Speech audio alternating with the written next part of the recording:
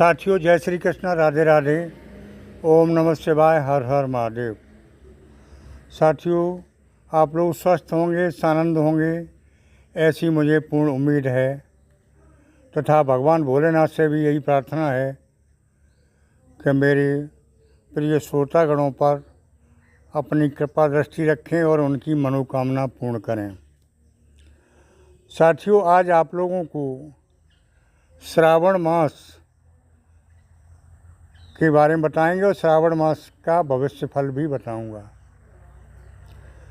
साथियों, श्रावण मास में हम क्या क्या उपाय करके अपने जीवन को और उच्च बना सकते हैं। श्रावण मास हमें क्या क्या खुशियां लेकर आता है और श्रावण मास की क्यों उपयोगिता है हमारे जीवन में। इस महीने में हमारे ग्रह गोचर की स्थिति क्या है, क्या मिलने वाला है, क्या खोने वाला है, सभी पर विस्तार से चर्चा करते हुए ये भी बताऊंगा कि इस महीने में कौन से इष्ट की पूजा करके आप अपने इस समय को और अच्छा बना सकते हैं और बहुत बड़ा लाभ ले सकते हैं। साथियों, उपाय भी बताऊंगा और विधि विधान से पूजा का विस्तार से वर्णन करूंगा।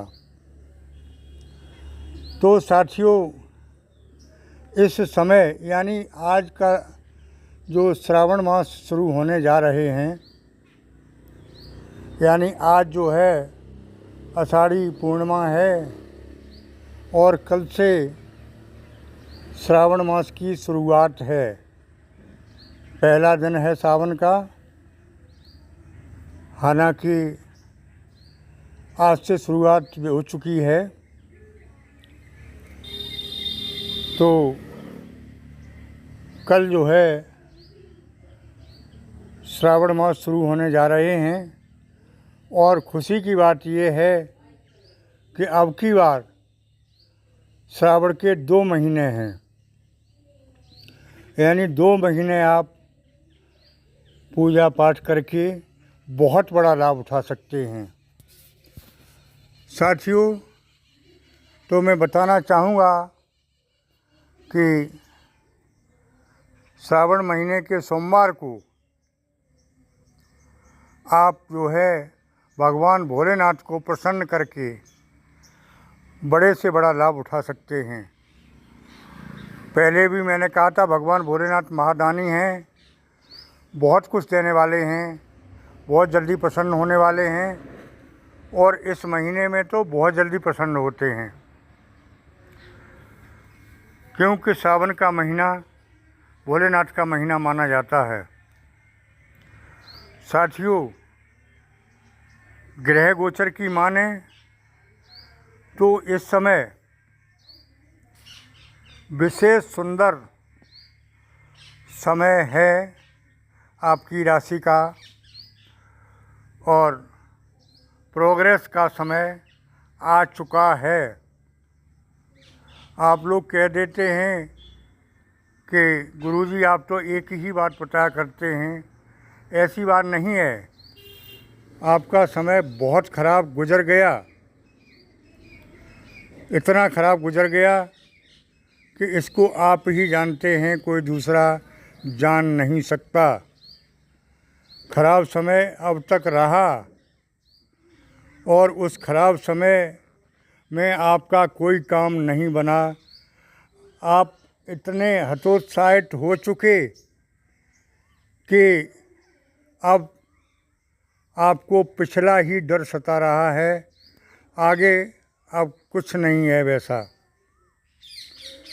तो साथियों, आप लोगों को ये श्रावण का महीना बहुत कुछ लेकर आ रहा है। आप लोग स्वागत के लिए तैयार रहें, क्योंकि ग्रहों की स्थिति बिल्कुल चेंज हो चुकी है। इस महीने में आप उत्साह से भरपूर लबालब रहेंगे। आपका उत्साह दूना नहीं चौगुना बढ़ जाएगा। और जब जीवन में उत्साह होता है तो समझ लो अच्छे दिन आने की शुरुआत हो चुकी है और काम बनने शुरू हो जाएंगे। तो ये दिखाई देने लगा है कि आपका उत्साह बहुत कुछ बढ़ गया है। साथियों, इसी के साथ आपके कुछ काम ऐसे हैं जिनके लिए आप बहुत दिनों से परेशान थे, नहीं बन रहे थे। जैसा कि आप लोग कमेंट बॉक्स में लिखते हैं कि गुरुजी कुछ नहीं हो रहा है, तो उनका नहीं हो रहा है जिनकी कुंडली में ग्रह कमज़ोर पड़े हुए हैं, और अब उनका बहुत कुछ होने लगा है जिनकी कुंडली में ग्रह मजबूत स्थिति में हैं। साथियों, आप लोग चाहें तो कुंडली का विश्लेषण करा सकते हैं, क्योंकि हालांकि मेरे पास इतना समय नहीं है, मैं नहीं देखा करता था, लेकिन आप लोगों के विशेष आग्रह से और बहुत कम फीस लेकर आपकी कुंडली का विश्लेषण करता हूँ।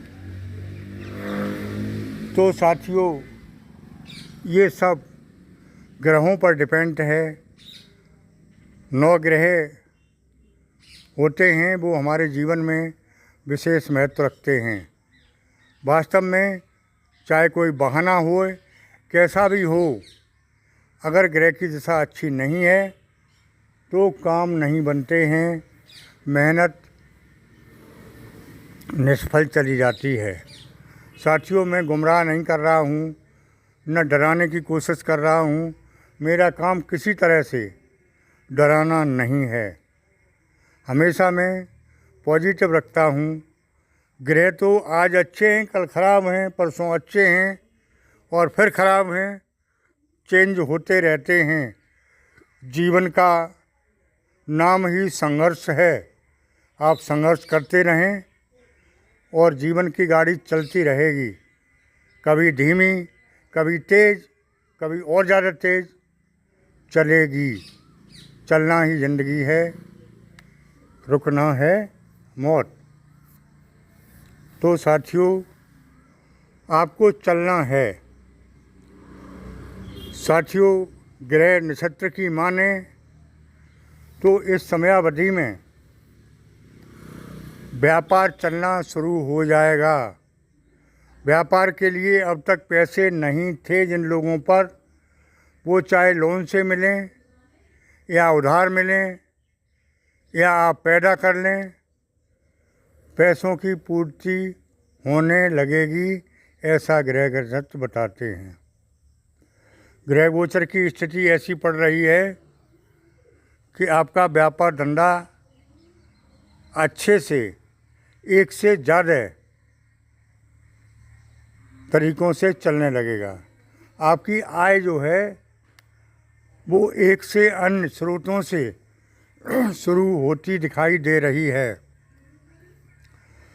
साथियों, हेल्थ के बारे में पहले बता ही चुका हूँ कि समय ऐसा है, वास्तव में मौसमी बीमारी तो चल ही रही हैं। इनके अलावा कोई विशेष परेशानी थी, उसमें सुधार आता दिखाई दे रहा है। कोर्ट कचहरी के चक्कर लगने बंद हो जाएंगे और आपकी विजय होगी, ऐसा ग्रहों की स्थिति है। साथियों, तो फिर आ जाइए उधर घूम के कि श्रावण के मास में आपको करना क्या है। उपाय, आप थोड़ी थोड़ी भजन पूजा करके भगवान भोलेनाथ को प्रसन्न कर सकते हैं। और जिन लोगों ने इस महीने में भगवान भोलेनाथ को प्रसन्न कर लिया, उनके सभी काम बनने शुरू हो जाएंगे। उनको ग्रह नक्षत्र भी खराब नहीं रोक पाएंगे, क्योंकि भगवान भोलेनाथ की कृपा ही अजीब है, इसमें कोई संदेह नहीं है। तो इस माह में 4 सोमवार होते हैं वैसे, और अब की बार आपको 8 सोमवार मिल रहे हैं भगवान भोलेनाथ को प्रसन्न करने के लिए।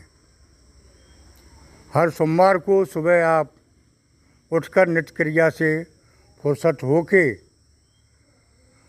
भगवान शिव पर जल अभिषेक करें और जल अभिषेक करने के बाद धूप दीप चंदन से उनकी पूजा करें। बेलपत्र जरूर चढ़ाएं। बेलपत्र चढ़ाए तो आपको बहुत अच्छा फल मिलेगा, क्योंकि भगवान भोलेनाथ बेलपत्र और धतूरा से बहुत जल्दी प्रसन्न होते हैं। ये उनकी विशेष अच्छी चीज़ है उनके लिए। तो धतूरा और बेलपत्र आप शिवलिंग पर जरूर अर्पण करें और हो सके तो जल में शहद मिलाकर भगवान भोलेनाथ की शिवलिंग पर चढ़ाएं। साथियों, अगर ऐसा कर लिया आपने तो भगवान भोलेनाथ की कृपा निश्चित बरसेगी, इसमें कोई शक वाली बात नहीं है। साथियों, तो श्रावण मास के स्वागत के लिए आप लोग तैयार हो जाएं और ये गोल्डन टाइम किसी भी तरह से मिस ना करें, ये मेरी राय है। मेरी राय को मानते रहे आप तो निश्चित आप गोल्डन समय का लाभ उठा पाएंगे। गोल्डन समय का लाभ उठाने में सक्षम रहेंगे, इसमें कोई शक की गुंजाइश नहीं है। साथियों, आज के वीडियो में इतना ही। आगे फिर मिलते हैं आपको नए वीडियो के साथ। तब तक के लिए ओम नमः शिवाय, हर हर महादेव। धन्यवाद।